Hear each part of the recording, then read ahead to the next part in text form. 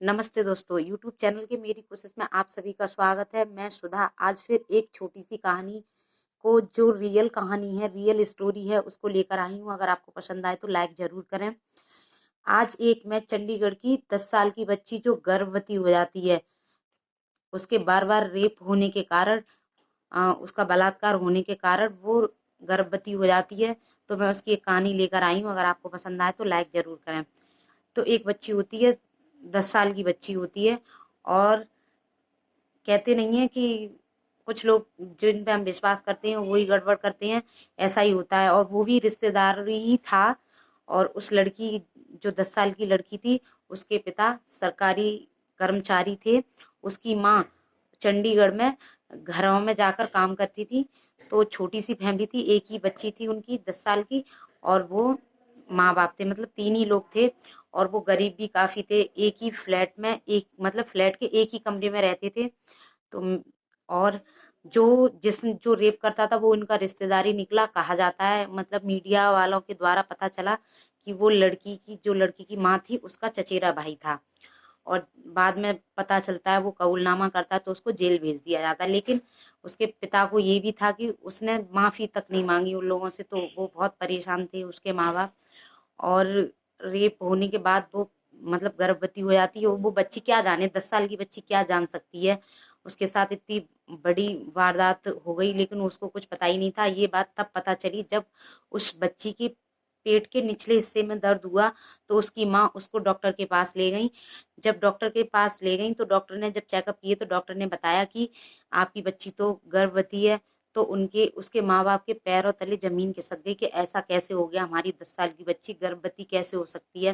फिर जब पता चला कि ये सब उन्होंने जानकारी इकट्ठी की, तब पता चला कि उनका ही रिश्तेदार निकला, और वो जेल भी चला गया।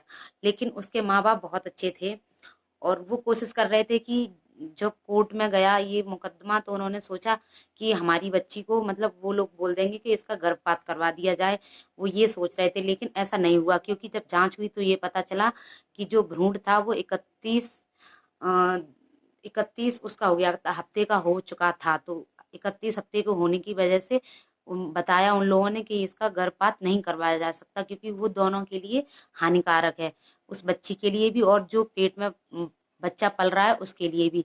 और ये बात काफी, मतलब कुछ हफ्तों, कई महीने बाद ये बात पता चली थी। तो तब दर्द हुआ उस लड़की को, तब चेकअप कराया गया।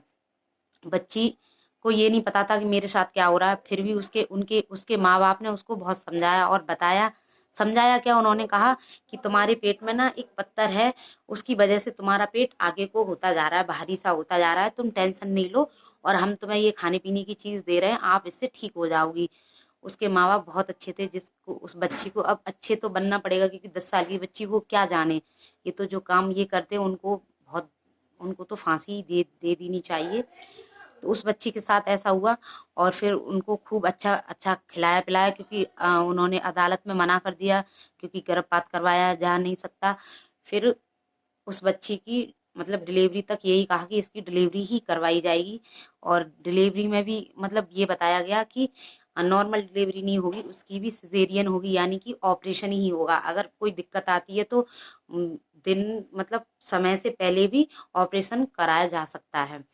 अब मैं ये आप लोगों अपने जरिए आप लोगों तक एक बस यही मैसेज पहुंचाना चाहती हूँ कि अपने बच्चों को ध्यान रखें, अपने बच्चों को ध्यान रखें, क्योंकि किसी पे विश्वास ना करें। रिश्तेदार अपनी जगह है, सब कुछ अपनी जगह है, फिर भी अंधविश्वास ना करें। विश्वास करें, अंधविश्वास ना करें, मेरी यही कोशिश है।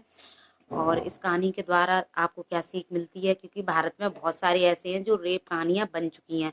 तो मेरी यही कोशिश है। और इस कहानी से चंडीगढ़ क्या, पूरा भारत हिल गया था। तो मेरी यही कोशिश है। आप सबको थैंक यू, धन्यवाद।